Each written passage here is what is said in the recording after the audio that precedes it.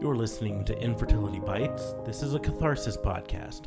Infertility bites, but it bites a bit less when you're not alone. My name is Casey, and I am blessed to be joined by my co-captain in this journey, my wife, Sarah. Hello. On this series, we're going to continue to talk about our experiences dealing with infertility. It is important to note that we are not doctors or even experts, just people who understand how difficult it can be. Each person's journey is unique, like a fingerprint, so it's best to leave medicine and all of that stuff to the professionals. We missed another week due to a little bit of illness and then a whole lot of this craziness that's going on around the election and the holidays and also problems with where we live. Mm-hmm. So stress. Yeah, all sorts of stuff. And then knowing that we're going into Thanksgiving and then the Christmas holiday season and everything, I feel it's worth putting at least a word of advice out on this, that there's a good chance that our episodes will be a little bit sporadic over the course of the next month or so. Just with all of the stuff that's going on, it's hard for us to really get the time to sit down and do all of the work that it takes to put into this. But we assure you, once things calm down, we'll get back to doing this on a little bit more regular of a schedule. But on that note, last week we talked a little bit about the PCOS, the root cause of our problems. We had more than one, but it was kind of the big one there. This week we wanted to kind of veer off of our own personal experiences a bit more. And move on to something that we don't have as much experience, but we thought about heavily, and that's adoption. What options there are for adoption, some statistics about adoptions. We're going to hear a little bit about a friend of Sarah's who went through adoption through fostering, I believe, which is one of the options for it. But we just kind of wanted to talk about it because I think for parents who want to be parents, for people who want to be parents like we do, it's a subject that we struggle with because there is a great desire in our minds to be parents and to have a baby. And adoption can be a stressful, unknown side of that and can get overlooked sometimes, and definitely fostering can, or even get looked down upon a bit. And so it's important to note that whether you go through IUI or IVF or adoption or surrogacy or whatever, the goal in the end is to have a child of your own. And that child is no less yours if you go through adoption versus going through the other treatments, right? In the end, it's still your baby. And it's still giving you that chance to have that kid, to have the child to rear and teach. And there's everything beautiful about it.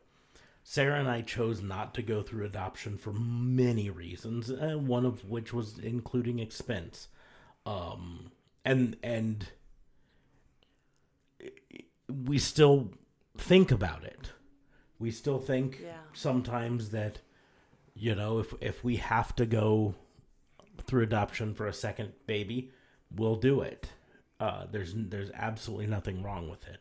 But it's a whole different path. Well, and you say like expense, but a lot of it has to do with, like, if you just, because there's what it always is for, like, me in the back of my mind is, what if the mom changes her mind? And that's really what, I mean, for me, when it comes to expense, yes, when you go through infertility, there's 100% chance it cannot work, but that's just kind of the luck of the draw. But this is something where another person decides, never mind, they want to keep their baby, which is their right, but it's like, but then you've spent all of this money, you've paid for all of their medical care and everything, and you don't have a baby.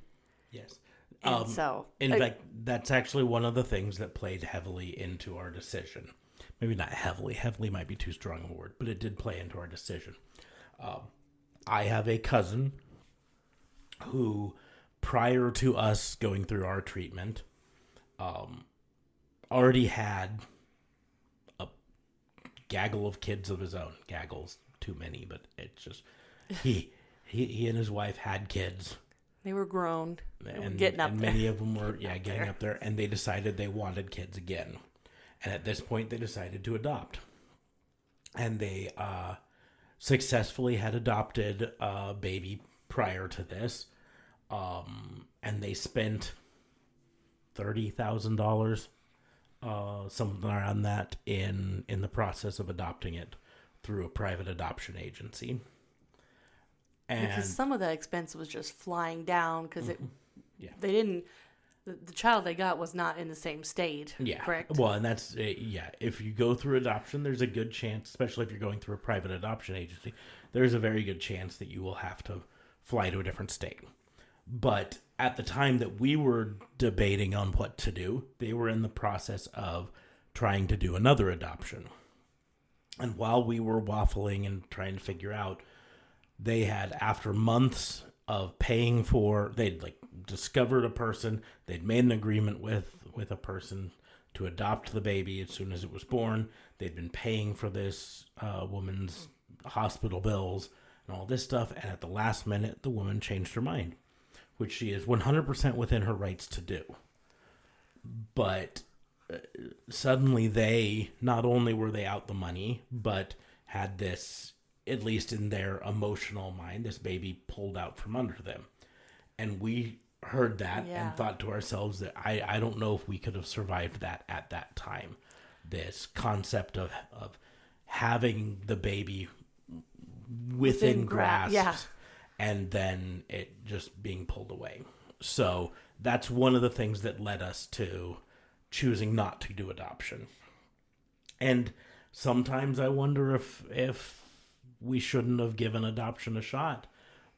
But, I mean, we were fortunate enough to be successful on our first round of IVF and get our beautiful baby.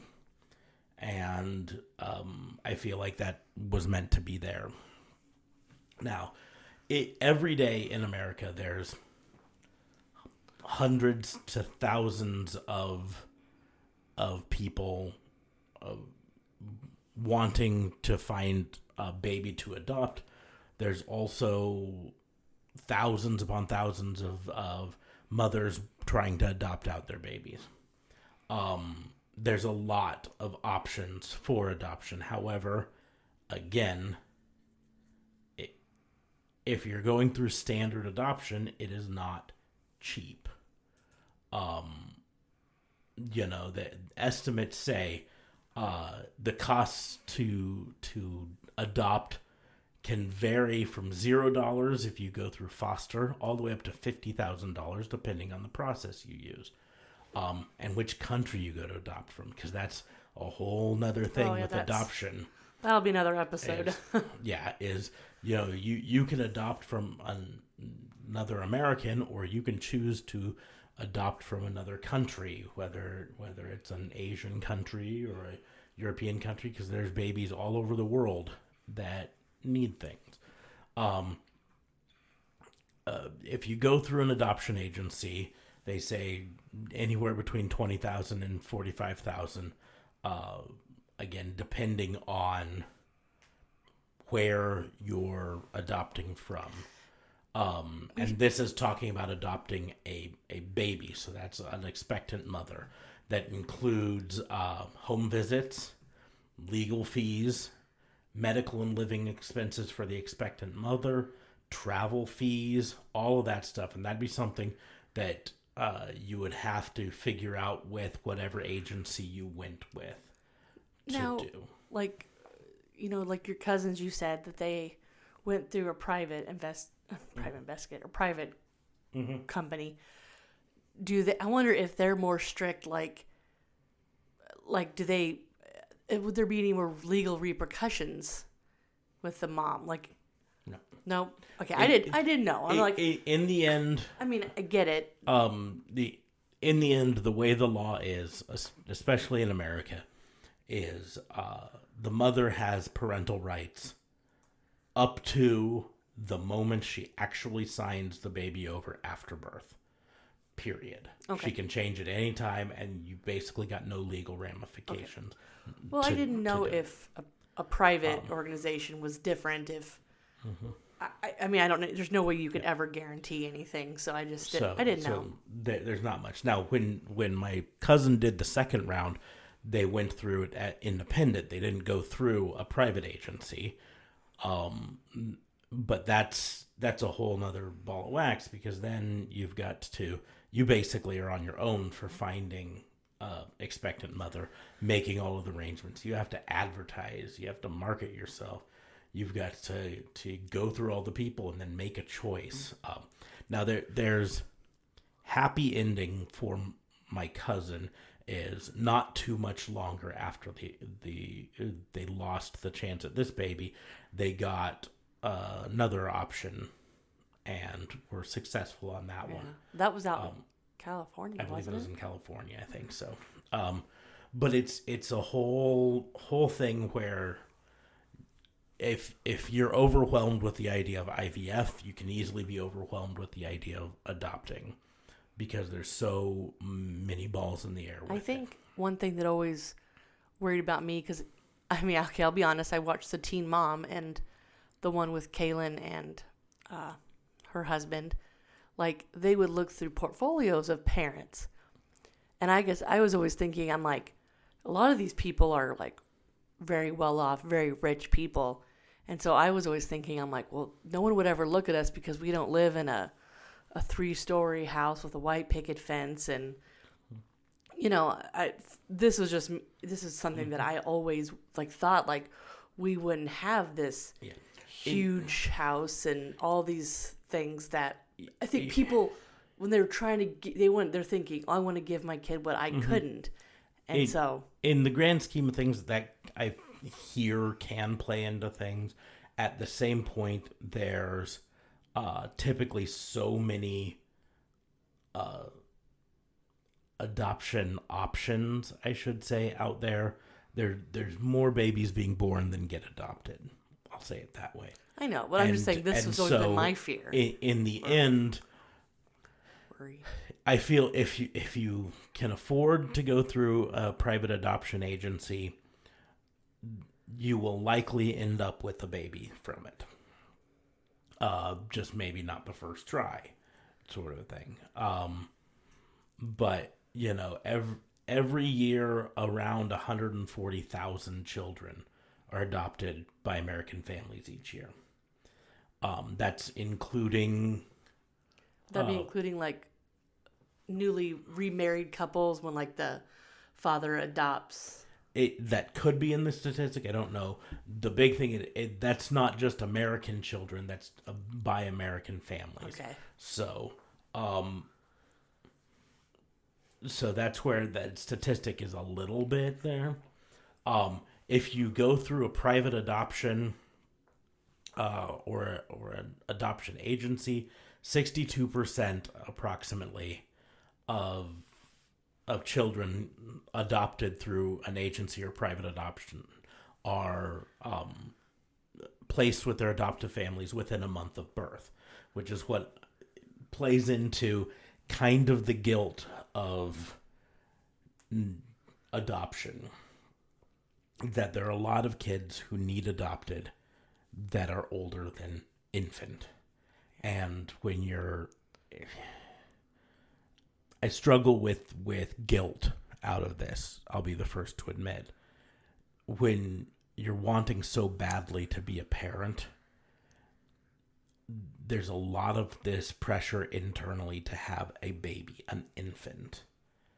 And when going through adoption, there's a lot of kids who are not infants who need adopted.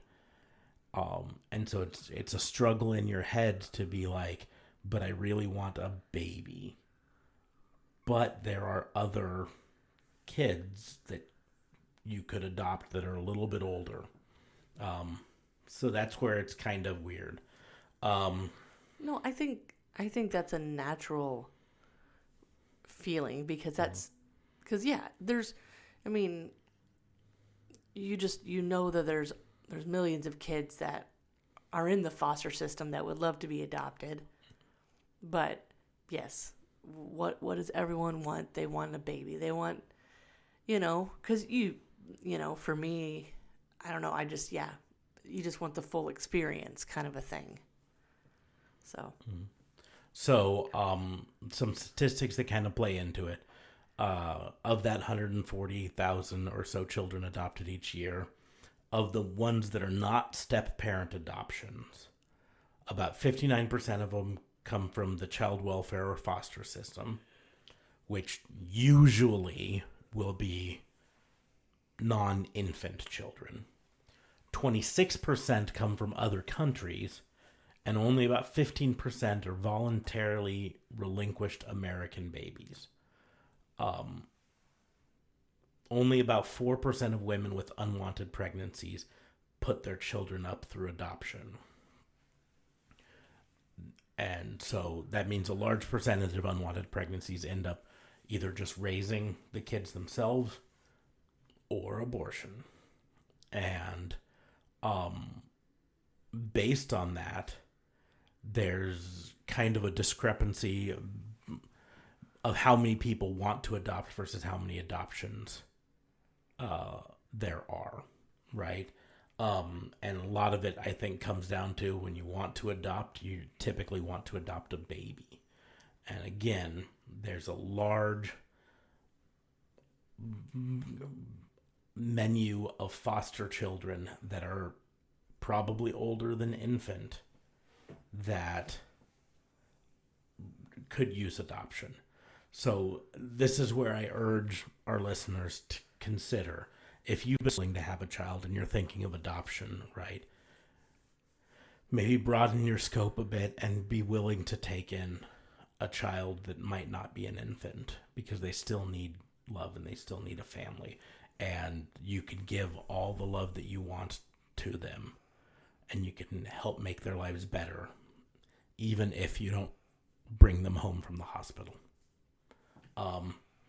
In fact, the average age of a child waiting in foster to be adopted is almost 8 years old.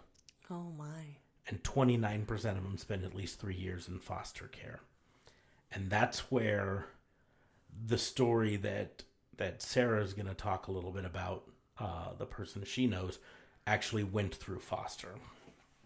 And fostering a child is a different thing than the standard adoption. Typically, if you go through foster care, it's essentially free. So if you're worried about expenses, fostering might be something to consider, because most of the states in the United States will reimburse parents for the fees for adoption and attorney fees and all of that stuff. Many times you actually even technically get paid while you're fostering, a stipend from the government to help take care of the child. The downside is, and the caveat is when going through the foster system, you have to know that sometimes the goal is not to adopt the child every time, but sometimes the goal is to try to reunify the family with the child. Say you're fostering a person who's going through drug rehabilitation or something like that. Yeah. My friend said the goal for where she went through, which was called release, is the goal is reunification until it isn't. Mm-hmm. And that's so, yeah, their ultimate goal a lot of times is to get the family all back together until things just become, it's just not feasible for them to do that. And so yeah, well, I can tell you a little bit. So this is just a friend of mine that I've known for years, and I mean, we kind of lost track of, each other because, we were a couple years older. I was older than her. But just recently on Facebook, I've been kind of just following her journey on, she decided that she was going to do fostering. And so I sent out a message to be like, hey, we're doing this podcast. And so she sent me some information because I was just curious because I have known people that have gone through fostering, but not anyone that I felt like I could really reach out and talk to. And so she was telling me that she goes through, it's a place here in Omaha called Release. It's a foster care, a community-based initiatives, group homes, mentoring. That's kind of, their focal point. But so I just kind of asked her what was all involved in it.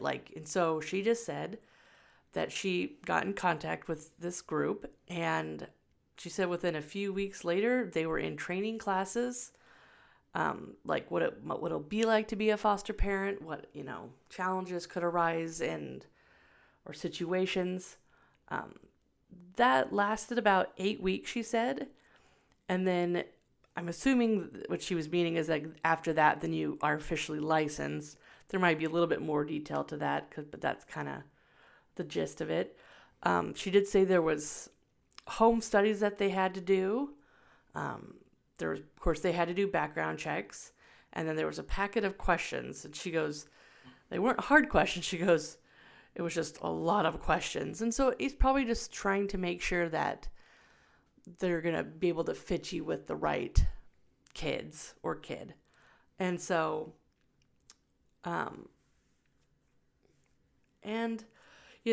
she was telling me some of the, worries that she had was like, you don't know the outcome, because their ultimate goal was to foster to adopt. And I mean, you can just be a person that just wants to foster. And then that means they'll be there for so long, and then they'll potentially go back to their family. And so they kind of know that. But their ultimate goal was to foster to adopt. So basically what she said would happen is that the agency would contact them every so often and would tell them about kids that needed placement. And then her and her husband would just kind of talk about if they thought the kid would fit. And so basically they got, information about the kid, and they got to talk amongst themselves. And, she just said she felt like God was telling her to foster. So they did, their first child was 2 days old that she fostered. And she said, but in 5 months he left. And she literally said it was one of the hardest, honestly, I can't even imagine, because like we were talking about, your ultimate goal is to have a baby. So if a 2-day-old baby comes into your arms, and my heart breaks for her, because I can't even imagine, because we all know what it's like to have this love you want to give. And, but, that she knew this getting into the situation, and she also knew that it's very hard for parents, the foster parents, because like I said, their goal at the Release is reunification until it isn't. Some of the other things she told me was that, like what Casey was saying, you're going to have caseworkers, lawyers, family support work.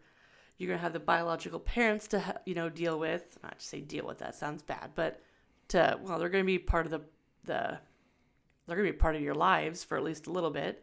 The therapist, and people who speak on their behalf. So people that are trying to help the people that are fostering.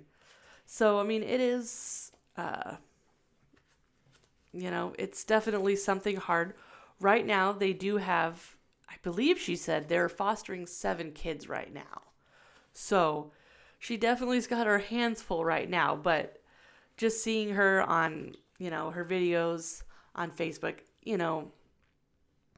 it's just wonderful to see the love that, she gets to finally give. And her husband, I know they're just blessed, and I wish them nothing but just good luck, fairy dust. I'm definitely praying for them that they get a wonderful fit, that eventually they can fully adopt. And because, I wish there was more people like her out there, because, that is a very hard job. And, because you are also, you're there for these kids, and some of these kids, because I know the first 5 that she had, she still has them, but the first 5 she got, they were all old enough that they have to kind of know what's going on.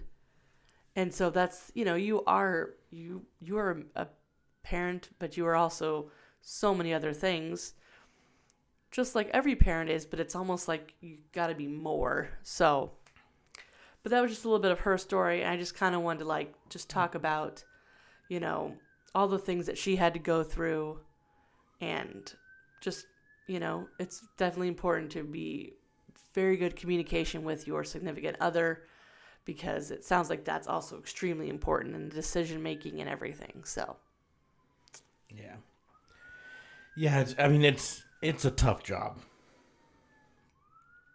And in case you can hear in the background, there's apparently police driving by, or an ambulance, I don't know, outside. No, fostering's hard. My mother, for most of her career, was a child protective service worker for the state of Nebraska, which meant that she was the person who often got called to houses where the people weren't able to take care of their children.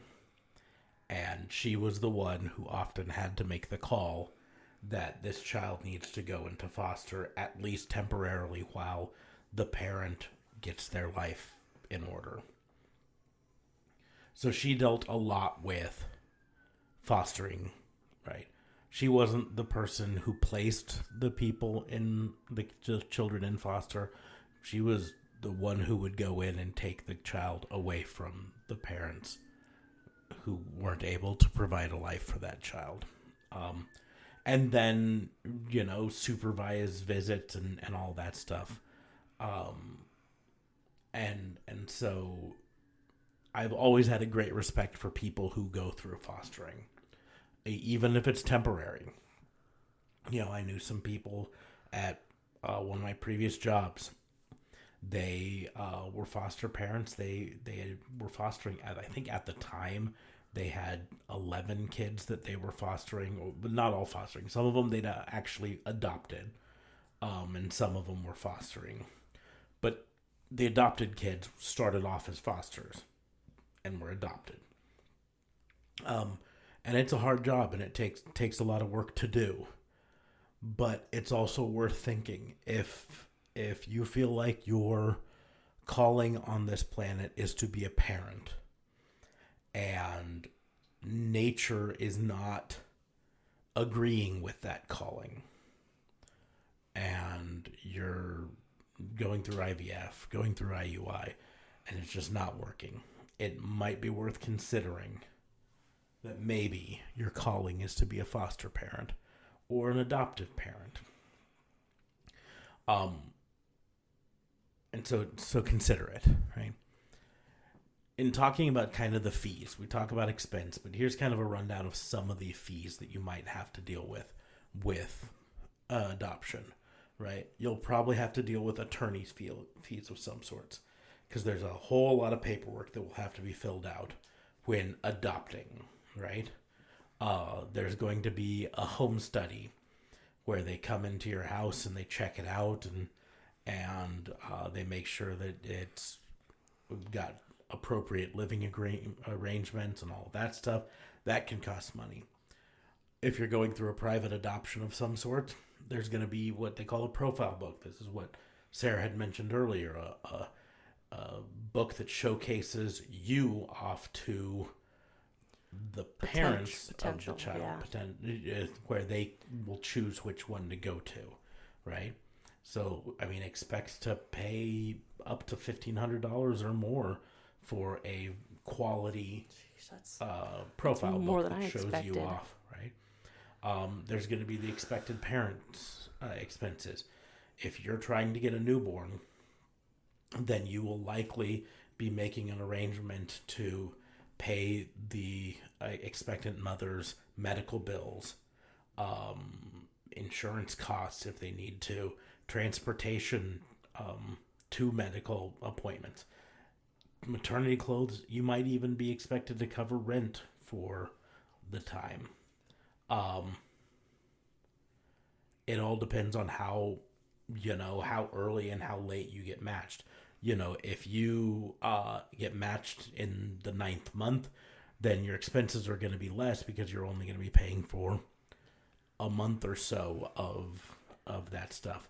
But if you match up with an expected parent early on, 6th month, now you've got 3 months, 4 months of that to pay for. So you're going to have travel costs because there's a good chance that you will have to travel to another state, maybe even another country if you're going international dating. So you've got to anticipate flying or driving, spending a bunch of time at a hotel, taking that time off of work, all of that stuff, and you need to plan for the amount of time to do that all and get all the legal paperwork and stuff signed before you can legally cross state or county lines with the adopted child, right? Mm-hmm. You literally can't leave with the baby until all of the stuff is there. And then on top of all of this stuff, if you're going through an adoption agency, there's going to be an adoption consultant who's going to have certain things that they need to do. They're going to do some financial planning for you. They're going to do all this stuff. So that's an important thing. So then the question comes, how do you pay for this, right? Well, a lot of the ways that you pay for IVF are kind of the same ways. But there are a few things that a lot of times IVF doesn't cover, but this does, right? So a lot of times with your employer, there is going to be some sort of benefit. It's not all the time, but it's some of them. Some sort of adoption assistance benefit. So look into that because there could be a certain amount of money that you can qualify for depending on your employer to help you with adoption expenses. They may even have parental leave policies specifically for adopted parents. So that there may be tax credits that you qualify for to help you with adoption. There are grants that you can apply for. You may not qualify for them, but they're worth at least looking into. Going into, depending on your demographic, whether you're LGBT, whether you're a Christian, whether you're a member of another religious group or another sect, there may be grants set aside specifically to help you out for that. Of course, just like with IVF, asking family for help can be something to do. And then, of course, there's always borrowing against your 401k or going through a home equity line of credit or something like that to help you out. So it's expensive and it may or may not be for you, but it's definitely something to think about and look into. Because like I said, if you are trying to have a baby and Mother Nature isn't working with you, it might be worth thinking about, is the plan for you to influence another child's life in a different way? And again, if you adopt, you are no less that child's parent. You still are raising that baby. You're still providing that baby with a life. And I've known adopted children before, and the process is still so important, and it gives that child a home. So We don't really have a submitted story this week. We read about the fostering. That's going to kind of count. We're actually running a little bit low on submitted stories, and that's when I say the show really works best when listeners submit their stories. So if you're listening to this, you've got your story, whether you've been successful or whether you're in the process of the journey. I've always said your journey is longer than you probably think it is. Sarah and I, it was 6 years before we actually got to the IVF stage. That's a long time. There's a lot of journey that happens there. So, Facebook, Twitter, our email, all are there. Infertility Bites on Facebook, Infertility Pod on Twitter, Infertility Bites Podcast at gmail.com. Yes, we want to hear from you. Let us know however you can, however you want to. We'd love to tell your story on this. If you're not ready to tell the story, your story, but you are enjoying this, you can leave us a review on whatever platform you use, whether it's Apple Podcasts or Google Podcasts or Stitcher or whatever.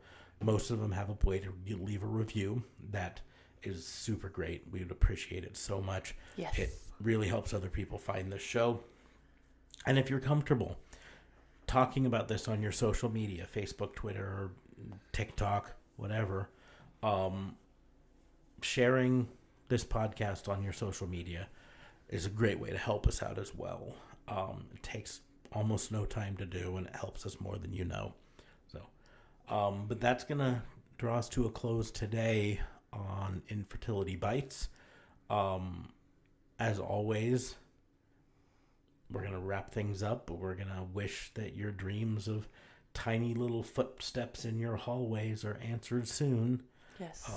Sending prayers your way. So thanks for listening. Fairy dust. We're going to let our little scientific miracle send us off with loves and kisses. Bye. I love you. Hello. Hello. Bye-bye. Bye-bye. Cheers.